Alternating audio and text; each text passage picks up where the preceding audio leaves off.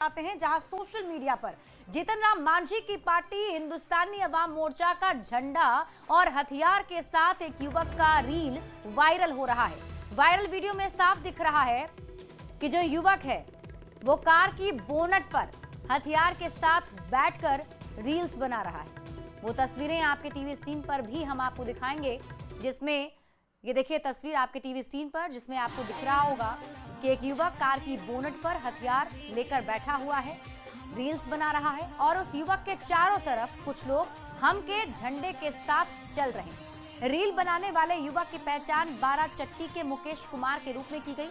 हम का कहना है कि युवक कुछ लोगों के साथ मिलकर भोजपुरी गाना और रील्स बनाता रहता है। साथ ही ये भी कहा कि ये उचित नहीं है, इस तरह की हरकत से पार्टी का नाम खराब होता है। ऐसे में इस तरह किसी पार्टी के झंडे का इस्तेमाल कर रील नहीं बनाने की नसीहत भी दी है।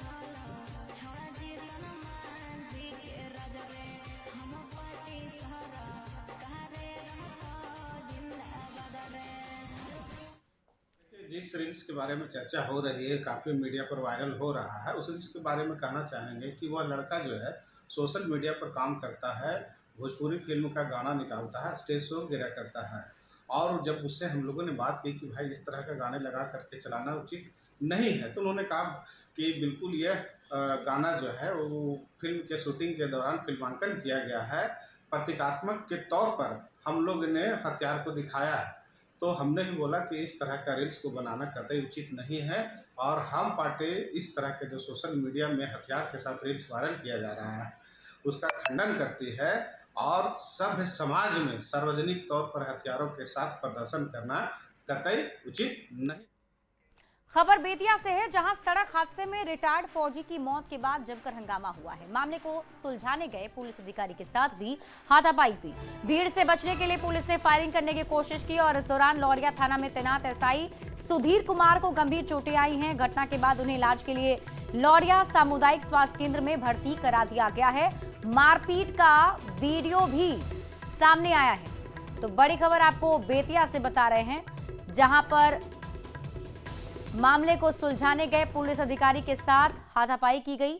भीड़ से बचने के लिए पुलिस ने फायरिंग करने की कोशिश की और इस दौरान लौरिया थाना में तैनात एसआई सुधीर कुमार को गंभीर चोट आई है। तस्वीरें आपकी टीवी स्क्रीन पर आपको दिखा रहे हैं। देखिए, भीड़ से बचने के लिए पुलिस ने फायरिंग की थी और तभी भीड़ जो है वो पुलिस पर टूट पड़ती है। दारोगा सुधीर कुमार को इसमें गंभीर चोट आई है। रिटायर्ड फौजी की मौत के बाद ये बवाल जो ग्रामीण थे उनकी तरफ से किया जा रहा था। जैसे ही तस्वीर आप अपने टीवी स्क्रीन पर देख सकते हैं किस तरीके से पुलिस की टीम के साथ जो ग्रामीण हैं वो उलझ गए हैं और पुलिस की टीम पर टूट पड़ते हैं। दरअसल रिटायर्ड फौजी की मौत पर ग्रामीण आक्रोशित थे और हंगामा कर रहे थे। और बड़ी खबर पटना से है, जहां ट्रक चालकों से अवैध वसूली के आरोप में ट्रैफिक पुलिस के एएसआई रामनिवास ठाकुर सहित 4 पुलिसकर्मी को गिरफ्तार किया गया है। जांच के बाद ट्रैफिक एसपी ने कार्रवाई की है। एएसआई रामनिवास ठाकुर, कांस्टेबल अविनाश कुमार, ललेश कुमार और गणेश कुमार को गिरफ्तार किया गया। सभी आरोपी पुलिसकर्मी अगमकुआं थाना इलाके के धनुकी मोड़ पर तैनात थे। इन पर ट्रक चालकों से लगातार अवैध वसूली का आरोप लगा है। पुलिस की अवैध वसूली को लेकर ट्रक ओनर एसोसिएशन ने इस मामले में सीनियर अधिकारियों से शिकायत की थी, जिसके बाद ट्रैफिक पुलिस के जवानों को गिरफ्तार किया गया है। आधा घंटा के वक्त का स्टाफ है और ये ट्रक वाला सेवा करके कितना लिया? 500 लेता है ना। ठीक, चलो देखिए कैसे सारा ट्रक वाला वसूली है। और अभी 10 बजा है, 10:20 हुआ है, 30 मिनट हुआ है, आधा घंटा की वसूली है। अब सोचिए कि रात भर आपसे कहाँ नहीं बतियाएंगे, आपसे कहाँ नहीं बतियाएंगे, पता नहीं ट्रक वाला। गिरफ्तारी हमने उनको यहीं पे जो हमारे पदाधिकारी और सिपाही थे उनको तो हमने यहीं पे बुलाया था, यहीं से स्पष्टीकरण उनसे मांगा गया जो कि स्वीकार्य नहीं था और उनकी संलिप्तता उसके अंदर क्लियर दिख रही थी। तो अगमकुआं थाने को यहीं से बुला करके हमारे ऑफिस से हमने उनको प्रेषित कर दिया है। खबर आपको कटिहार से बताते हैं, जहां पुलिस ने आम लदे पिकअप वैन से भारी मात्रा में शराबी खेप को बरामद किया है। आम की आड़ में शराब की तस्करी की जा रही थी। गुप्त सूचना के आधार पर पुलिस ने कार्रवाई करते हुए आम लदे पिकअप से 600 लीटर शराब को जब्त किया है। पश्चिम बंगाल से शराब की खेप को लाया जा रहा था। हालांकि शराब तस्कर भागने में कामयाब रहे। थाना क्षेत्र में गुप्त सूचना के आधार पर आम लदे हुए गाड़ी को जब्त किया गया है। तो जब तलाशी ली गई तो उसमें तकरीबन 600 लीटर विदेशी शराब बरामद हुआ है। सर कहाँ से लाया जा रहा था, क्या ये बंगाल से शराब आ रहा था। सिवान में 90 लाख की शराब पर बुलडोजर चला है। सिवान के पुलिस लाइन में जब्त की गई देसी और विदेशी शराब पर बुलडोजर चलाया गया। डीएम के आदेश के बाद पुलिस लाइन में शराब को जेसीबी से नष्ट कर दिया है। तस्वीरों में आप देख सकते हैं करीब 2000 लीटर शराब देखते ही देखते बहा दिया गया।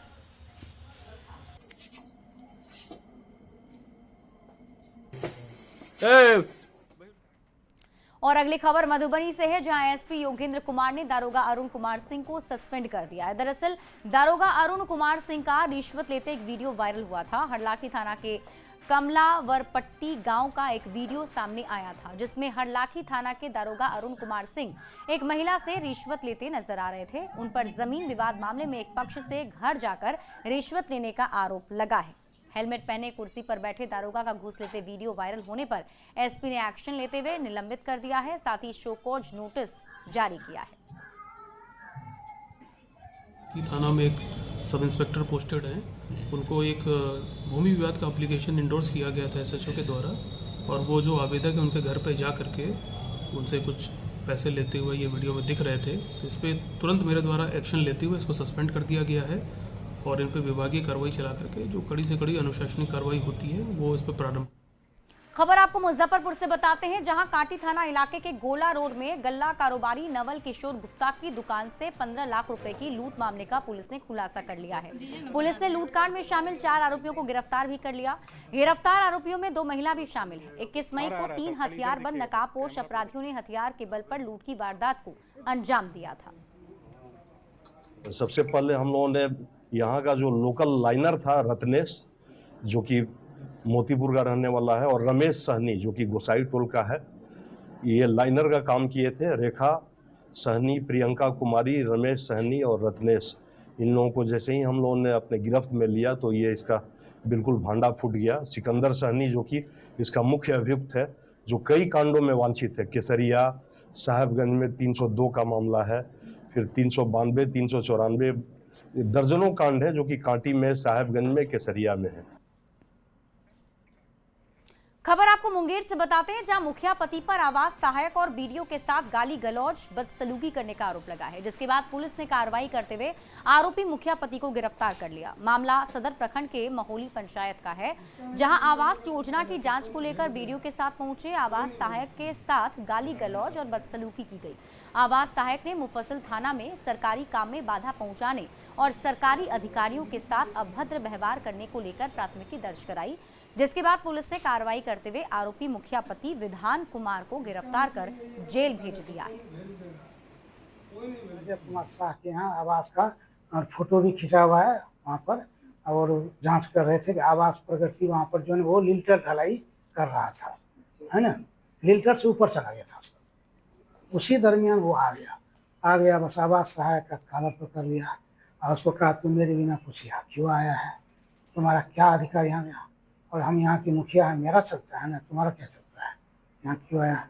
और उसको बाहर खींच के ले आया है और बाहर में उसको गाली गलौज देते हुए, है ना, विभिन्न तरह की बातों करते हुए, तुम बेईमान है, ये है ना, गुंडा है, तुम यहाँ आवास सहायक लोगों से लाभों से पैसा लेता है, ये करते हो, वो करते हो, मतलब बहुत सारी बातें बोला जो हमें सुनने में अच्छा नहीं। एनडीए सरकार के 11 साल पूरे होने पर केंद्रीय मंत्री और बीजेपी के राष्ट्रीय अध्यक्ष जेपी नड्डा ने तमाम कामयाबी गिनाई। उन्होंने कहा कि 2014 से पहले की सरकार भ्रष्टाचार और नकारात्मकता से भरी हुई थी। जेपी नड्डा ने कहा कि पीएम मोदी ने अब तक जो भी कहा वो किया है, मोदी है तो मुमकिन है। नरेंद्र दामोदर दास मोदी, ईश्वर की शपथ लेता हूं कि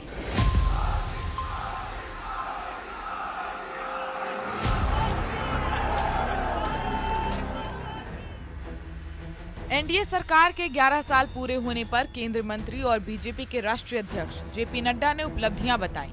उन्होंने 3 तलाक से लेकर वक्फ एक्ट लागू करने और ऑपरेशन सिंदूर समेत सरकार की सभी योजनाओं की जानकारी दी।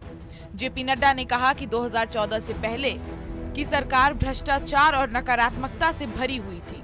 हम विकसित भारत की बात करते हैं। मैं बड़े गर्व के साथ ये कह सकता हूँ कि पिछले 11 साल में मोदी जी के नेतृत्व में चलने वाली सरकार ने भारत की राजनीति की संस्कृति को बदलकर न्यू नॉर्मल, न्यू ऑर्डर को स्थापित किया। पिछले साल इसी तारीख को तीसरी बार प्रधानमंत्री पद की शपथ लेकर नरेंद्र दामोदर दास मोदी ने इतिहास रचा था। पीएम मोदी के तीसरे कार्यकाल को आज 1 साल पूरे हो गए और प्रधानमंत्री का पद संभाले 11 साल। एक और बीजेपी और एनडीए के नेता सरकार की उपलब्धियां गिना रहे हैं तो विपक्ष इस जश्न पर सवाल खड़े कर रहा है। कौन सा जश्न मना रहे हो भाई? सृजन जो 16,000 करोड़ डकारे गए, सेंटर होम की घटनाओं ने बिहार को कलंकित किया, उस पर जश्न मना रहे हो? मोदी सरकार के 11 साल पूरे होने पर जेपी नड्डा ने कहा कि हमने 11 साल में विकसित भारत का आधार तैयार किया।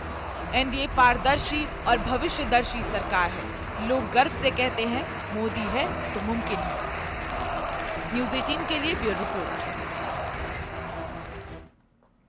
बिहार चुनाव से पहले कांग्रेस सांसद राहुल गांधी ने महाराष्ट्र विधानसभा के नतीजों को लेकर निर्वाचन आयोग पर सवाल उठाए थे, जिस पर बिहार में सियासत गर्म है। अब केंद्रीय पंचायती राज मंत्री ललन सिंह ने राहुल गांधी पर पलटवार किया है। ललन सिंह ने कहा कि राहुल गांधी अपनी हार पहले ही मान चुके हैं, इसलिए वो ऐसा बयान दे रहे हैं। मैच फिक्सिंग वाले बयान पर बीजेपी के राष्ट्रीय प्रवक्ता शाहनवाज हुसैन ने भी निशाना साधा। क्या कुछ कहा है, आपको दिखाते हैं।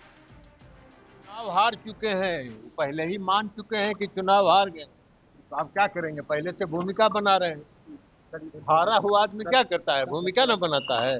कि चुनाव हार चुके हैं, मान चुके हैं कि चुनाव हार गए, तो घोषित कर दें कि अब चुनाव नहीं लड़ेंगे, हम लोग चुनाव हार चुके हैं। राहुल गांधी अपनी नाकामियों पर पर्दा डालना चाहते। राहुल गांधी कांग्रेस की जो कमी है और राहुल गांधी की जो कमी है वो इलेक्शन कमीशन पे थोपना चाहते। तो राहुल गांधी की पार्टी के नेता मेहनत करते नहीं, ऐसी बयानबाजी करते हैं जिससे जनता में नाराजगी पैदा होती है, और जब हार जाते हैं तो अपने हार का ठीकरा इलेक्शन कमीशन पे थोप देते हैं। कर्नाटक में जीते तो इलेक्शन कमीशन बहुत अच्छा था। डिप्टी सीएम सम्राट चौधरी ने कहा है कि पीएम मोदी और नीतीश कुमार के नेतृत्व में बिहार का तेजी से विकास हो रहा है। डबल इंजन की सरकार बिहार के लिए स्वर्णिम काल है। केंद्र सरकार से बिहार को करोड़ों की विकास योजनाओं की सौगात मिली। सम्राट चौधरी ने कहा कि नीतीश कुमार के नेतृत्व में ही फिर से बिहार में सरकार बनेगी। बिहार का विकास और देश का विकास यदि 75 वर्षों के बाद हुआ तो नरेंद्र मोदी जी और नीतीश कुमार के नेतृत्व में हुआ। आज बिहार में लगभग 15 लाख करोड़ रुपया देकर आदरणीय प्रधानमंत्री नरेंद्र मोदी जी ने बिहार के विकास को बढ़ाया।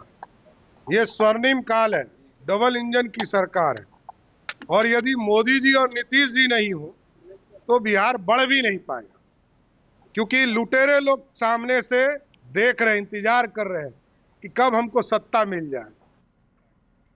गया जी में 21 से 23 जून तक माता ललिता का महायज्ञ होने जा रहा है। सिंदूर महायज्ञ में देश भर से श्रद्धालुओं का आगमन होगा। देश के वरिष्ठ संत स्वामी अभिषेक ब्रह्मचारी के संरक्षण में श्री विद्या त्रिकोटि कुमकुमार्चन महायज्ञ का आयोजन होने जा रहा है। बिहार के विकास, देश की प्रगति, विश्व शांति और लोक कल्याण के मकसद से इस महायज्ञ का आयोजन किया जा रहा है। विराजमान माता मंगला गौरी को प्रणाम करते हुए हम लोगों ने एक योजना बनाया है, और योजना माता मंगला गौरी के कृपा से संपन्न होगा।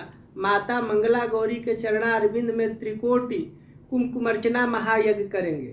कुमकुमार्चना के माध्यम से देश, राष्ट्र, समाज में समन्वय समाज की स्थापना हो, ऐसी भावना हम माता मंगला गौरी से करते हैं।